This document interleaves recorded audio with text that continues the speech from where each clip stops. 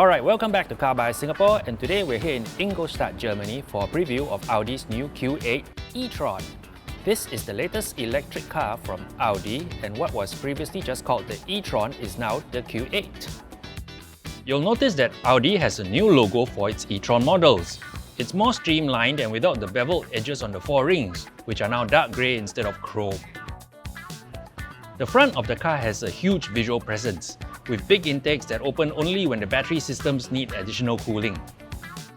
It has a nearly flat under tray, and all this tuning has improved the car's drag coefficient by 0.02, which, for what is essentially a styling update, is a pretty good improvement.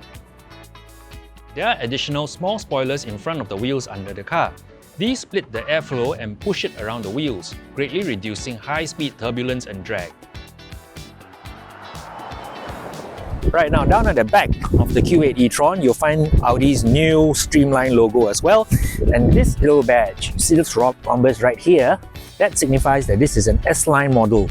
The base models do not have this, and you just get Q8. And of course, this being an EV, there's no exhaust pipes, and you get to see the e-tron logo out here at the back. Right now we're inside the Q8 e-tron. As you can see, I'm sitting on the wrong side of the car, but we're in Germany, so I'm actually on the correct side of the car. This car has the very expensive electronic rear view mirror specification.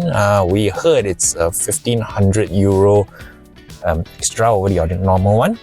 But beyond that, the interior is very much Audi, very regular e-tron, so no real surprises here.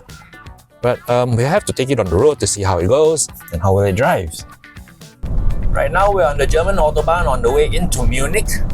The car is really good at high speed. We're about 145 km per hour, and there's just no drama to the whole proceeding. The car just tracks very accurately. And all the active safety really helps too, because if there's a car coming up in front and you're closing in on the car in front of you, the car automatically starts to slow down to maintain the safety gap. The thing about EVs is that they really come on their own in European countries and on high-speed roads, because they overtake so quickly. Even though if you're doing like 140, 150, it's just effortless to overtake at that speed as well.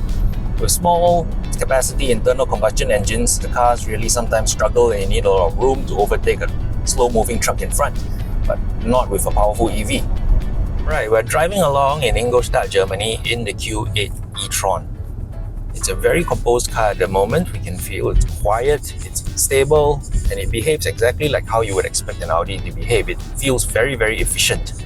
There are two paddles behind the steering wheel where normally you would find the sequential gear lever shifters, but in this case, what they do is set the amount of regeneration you get from the electric motor. There are two steps, with 0 being one of the third one. When you put it in 0, what the car really does is just lets the car coast along without generating any recuperative energy.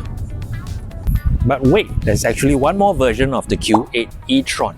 If you think this looks exactly like the Q8 e-tron SUV we've driven earlier, well, kind of is, up to the back.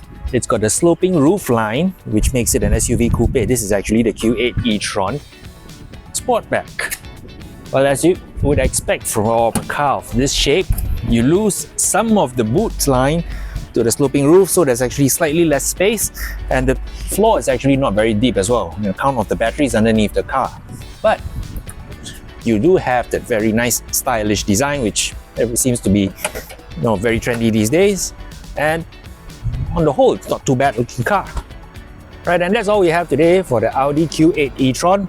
If you like this video, remember to like, subscribe and follow us on carbuyer.com.sg. That's all for now. See ya!